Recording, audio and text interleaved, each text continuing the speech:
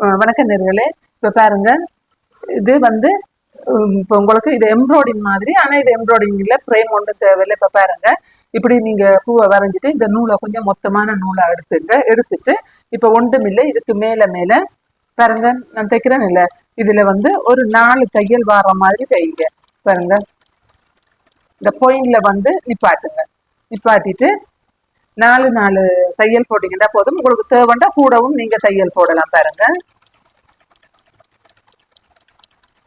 இந்த தையலை போட்டுட்டு பாருங்க, நான் 4வது தையல் போடுறேன்னு.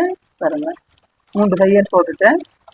ஏன்னா பொயிண்டுகளில் வந்த உடனே நீங்க இப்படி நிப்பாட்டிட்டு திருப்பணும்.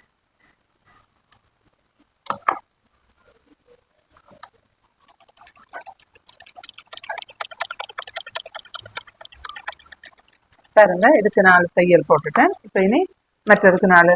நீங்க தலகாணி உரை, பெட்ஷீட் எல்லாத்துக்குமே இதை நீங்க எம்ப்ராய்டிங் பண்ணலாம். இது எந்த ஒரு பிரச்சனையும் இல்லை. இந்த நூலை மட்டும் கொஞ்சம் நாங்க வளமையா தைக்கிற நூலை விட மொத்த நூல் அடுங்க. கீழுக்கு நீங்க வளமையா போடுற நூலை போடலாம், மேலுக்கு மட்டும் இது என்னங்க இங்க பாருங்க.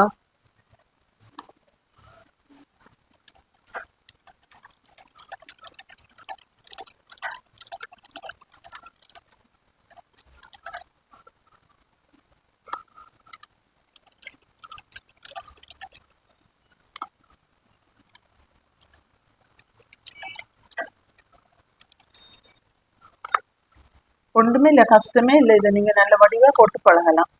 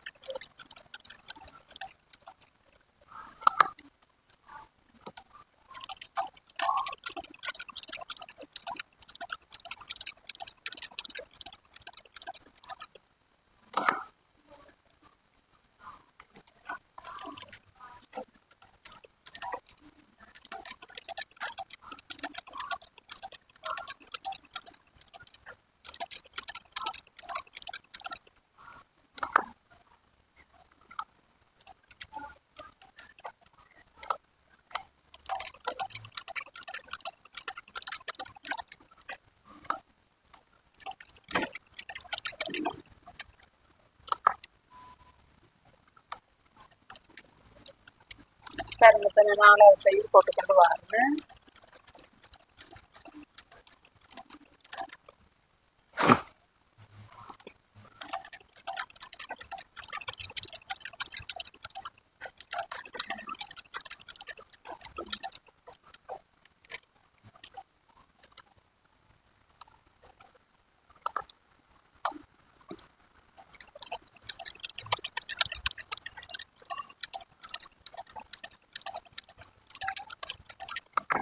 இது 4 தையல் போடலாம், நீங்க 5 தையல் அது உங்களுக்கு விரும்பினபடி போடலாம், எந்த பிரச்சனையும் இல்லை.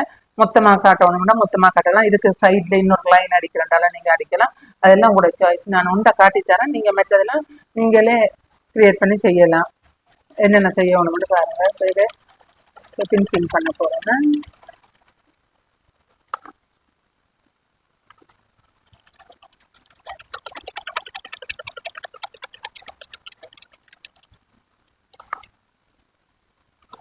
இது வந்து உங்களோட சுடிதார் பார்டருக்கு, கைக்கு, மற்ற கழுத்தை சுற்றி எந்த ஒன்றுனா நீங்கள் இந்த டிசைனில் அடிக்கலாம். இதுக்கு நீங்கள் நார்மல் தையல் தைக்க தெரிஞ்சாலே போதும். பாருங்க, இது ஒன்றுமே நான் வைக்க இல்லை, ஃப்ரேமோ இதுவும் ஒன்றுமே யூஸ் பண்ணலை. சும்மா பல்லு பறிக்கவும் இல்லை, சும்மா நார்மலான மெஷின் தையல் தான் போய் கொண்டிருக்கேன்.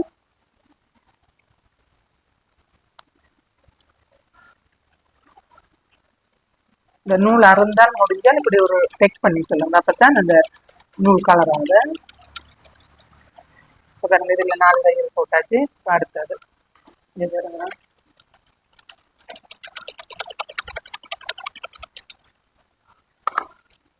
அதாவது நல்ல பெரிய எம்ப்ராய்டிங் நீங்க பழகணும்னா உங்களுக்கு இப்ப சாதுவா எதுக்கும் போக வேண்டாம், அது சொல்லிட்டார், அவ்வளவுதான். பாருங்க, இத வந்து நீங்க கையில போடுவோம் சங்கிலி தையல்லையும் தைக்கலாம். மற்றது விஸ்பம் தையல்னு சொன்னேன்ல, விஸ்பம் தையல்லையும் தைக்கலாம், அல்ல சின்ன நூலோடியிலையும் தைக்கலாம். அதெல்லாம் உங்களோட இஷ்டம். அதான் சொல்றேன், ஒரு தையல்ல இருந்து நீங்க பல தையல் தைக்கிறது உங்களுக்கு சொல்லித்தரேன். ஆனா நீங்க அதை தொடர்ச்சியா பார்க்கணும். பார்த்துட்டு இதை இப்படி செய்தா நல்லா இருக்குமான்றதை நீங்க தான் முடிவு செய்யணும்.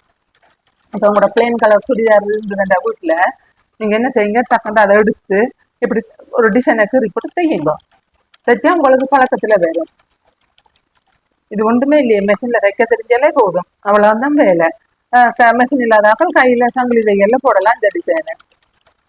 இதை பாருங்க, இதை தைச்சி போட்டு இப்படி எடுத்துட்டு இங்க பாருங்க, இன்னொரு இது சொல்லித்தரேன் உங்களுக்கு.